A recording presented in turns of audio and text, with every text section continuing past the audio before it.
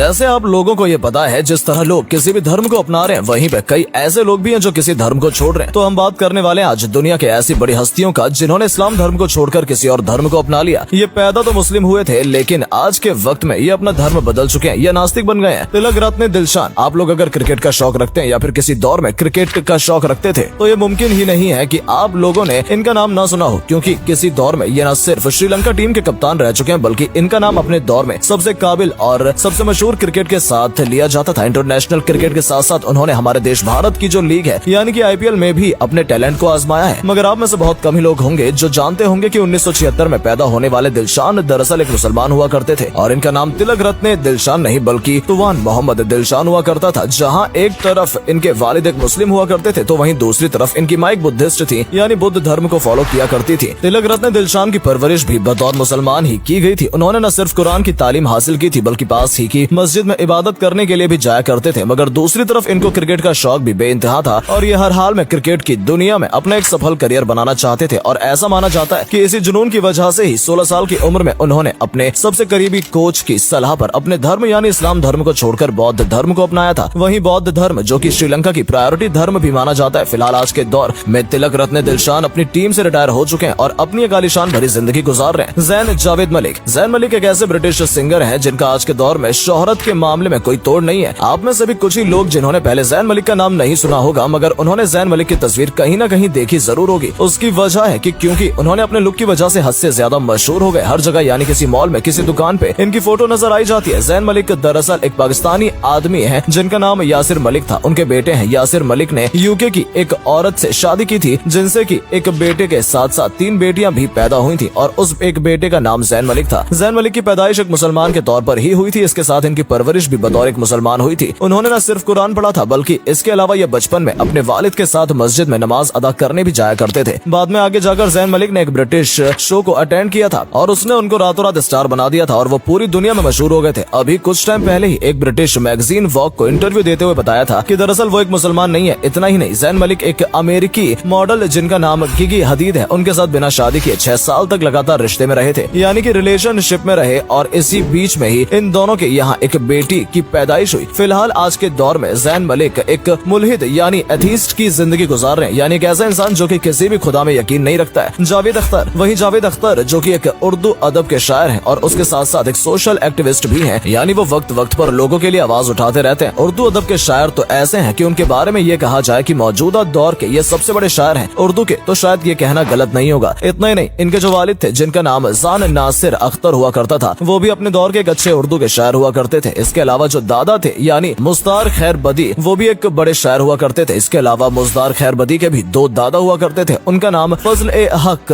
खैर बदी हुआ करता था। वहीं फजल ए हक खैर बदी जिन्होंने 1857 की क्रांति में एक बड़ा किरदार अदा किया था और जिनको एक बड़े फ्रीडम फाइटर के तौर पर आज भी याद किया जाता है। इतना ही नहीं, उस दौर में इनकी गिनती हिंदुस्तान के सबसे बड़े उलेमाओं के साथ की जाती थी। फिलहाल जावेद अख्तर अब शोहरत के मामले में अपने बाप दादा परदादा सबको पीछे छोड़ चुके हैं। इनकी शायरी के कलम में वो जादूगरी है कि उनके दुश्मन भी इनकी तारीफ किए बिना नहीं रह पाते हैं। इनके 2 बच्चे हैं, यानी कि फरहान अख्तर और जोया अख्तर, वो भी बॉलीवुड में सफल करियर बना चुके हैं। मगर एक इंटरेस्टिंग बात की जावेद अख्तर मुसलमान पैदा हुए थे। आज के दौर में वो मुसलमान नहीं है। वो खुद ही कई इंटरव्यूज में ये बात एक्सेप्ट कर चुके हैं कि आज की डेट में वो ना ही किसी धर्म को फॉलो करते हैं और ना ही किसी धर्म की रस्म रिवाज पर यकीन रखते हैं और ना ही किसी खुदा पर यकीन रखते हैं। यानी आसान लफ्जों में ये समझा जाए कि जावेद अख्तर भी बतौर एथिस्ट यानी नास्तिक की जिंदगी गुजार रहे हैं, जिनके मुताबिक खुदा का कोई वजूद ही नहीं है। नरगिस दत्त। वही नरगिस दत्त जिनकी गिनती किसी दौर में बॉलीवुड की सबसे मशहूर और सबसे काबिल अदाकारा में की जाती थी। नरगिस दत्त अपने साथ काम करने वाले एक एक्टर जिनका नाम सुनील दत्त था, उनसे प्यार कर बैठी। ऐसा माना जाता है कि सुनील दत्त ने एक बार जब सेट पर आग लग गई थी तो अपनी जान पर खेलकर नरगिस को बचाया था और यही वो चीज थी जो इन दोनों के बीच शादी की वजह बनी थी। इसके बाद में इन दोनों को यहाँ पर 3 औलाद भी पैदा हुई थी, जिनमें से एक औलाद वो लड़का भी था जिसको हम सब आज के दौर में संजय दत्त के नाम से जानते हैं। हालांकि सुनील दत्त से शादी करने के साथ ही नरगिस दत्त अपना धर्म बदल चुकी थी, बल्कि धर्म के साथ साथ अपना नाम भी बदलकर निर्मला दत्त रख लिया था। फातिमा सना शेख। फातिमा सना शेख जो कि आमिर खान की फिल्म दंगल से मशहूर हुई हैं। दंगल की कामयाबी के बाद उनको बॉलीवुड की कई और भी बड़ी बड़ी बजट की फिल्में मिल चुकी हैं। आपको बता दूं कि दरअसल फातिमा सना शेख की जो माँ है वो एक कश्मीरी मुस्लिम है, जबकि इनके जो वालिद हैं वो एक कश्मीरी हिंदू हैं। उनकी परवरिश बतौर मुसलमान ही की गई थी। यही वजह है कि इनका नाम भी मुसलमानों जैसा ही है, लेकिन अब वो एक नास्तिक बन चुकी हैं। वो खुद अपने एक इंटरव्यू में ये बात एक्सेप्ट कर चुकी हैं कि उनको ना तो अब हिंदू कहा जाए और ना ही मुस्लिम कहा जाए, क्योंकि वो तो किसी किसी भी धर्म में कोई यकीन नहीं रखती हैं। परवीन बाबी। दोस्तों 70 और 80 के दशक में बॉलीवुड की दुनिया में अगर सबसे ज्यादा डंका किसी नाम का बज रहा था तो वो कोई और नाम नहीं बल्कि परवीन बाबी का ही था। परवीन बाबी उस दौर में अपनी तरफ से दिए गए फिल्मों में बोल्ड सीन की वजह से हद से ज्यादा मशहूर हुई थी। बात करें अगर परवीन बाबी की पर्सनल लाइफ के बारे में तो ये बता दूं कि इनका जन्म 4 अप्रैल 1954 को हुआ था। जिस फैमिली में ये पैदा हुई थी वो फैमिली मुस्लिम तो थी ही साथ मजहबी भी थी, यानी बकायदा ये इस्लाम धर्म को प्रॉपर फॉलो किया करते थे। इनके जो वालिद थे यानी कि इनके फादर, उनका नाम वली मोहम्मद बाबी हुआ करता था। बाद में जब ये बॉलीवुड की दुनिया में काफी मशहूर हो गई थी तो इनका नाम अमिताभ बच्चन के साथ साथ बॉलीवुड के कई बड़े बड़े सुपरस्टार के साथ जोड़ा गया था। पहले तो ये हिंदू साधु जिनका नाम यूजी कृष्णमूर्ति था उनकी भक्त बनी थी और बाद में उन्होंने इस्लाम धर्म को छोड़कर ईसाई धर्म को अपनाया था। फिलहाल परवीन बाबी सन 2005 में अपने फ्लैट के अंदर मुर्दा हालत में पाई गई थी। इनकी मौत कई दिन पहले ही हो चुकी थी, मगर क्योंकि अपने आखिरी दिनों में तन्हाई और बिल्कुल अकेलेपन की जिंदगी गुजार रही थी इसलिए आखिरी समय में इनके पास कोई इंसान मौजूद ही नहीं था। तस्लीमा नासरीन। तस्मीला नासरीन न सिर्फ एक मशहूर बल्कि हद से ज्यादा विवादित राइटर हैं। इनका जन्म सन 1962 में ईस्ट पाकिस्तान के यानी कि उस इलाके में हुआ था जहां पर आज के दौर में बांग्लादेश मौजूद है। एक मुस्लिम फैमिली में पैदा होने वाली तस्लीमा नासरीन ने MBBS की डिग्री हासिल की है, मगर वक्त के साथ साथ इनके विचार बदल गए और इन्होंने जिस तरह की किताबें लिखना शुरू की और जिस तरह के बयान देना शुरू किए उनके अपने देश के मुसलमान यानी बांग्लादेश के मुसलमान नाराज हो गए। तस्लीमा नासरीन की मुसलमानों के खिलाफ लिखी गई किताब एक ऐसी थी, इस बात का अंदाजा लोग इस बात से लगा सकते हैं कि आज के दौर में न सिर्फ ज्यादातर मुस्लिम देशों में इनकी किताब बैन है बल्कि खुद इनके अपने देश यानी बांग्लादेश से इनको 1994 में हमेशा के लिए निकाल दिया गया था। ये एक लंबे वक्त तक यानी कई सालों तक यूरोप और अमेरिका जैसे देशों में रहती रही, मगर 2004 से ये हमारे देश भारत के अंदर ही रह रही हैं और अभी भी वक्त इस्लाम के खिलाफ विवादित हद से ज्यादा विवादित बयान देती रहती हैं।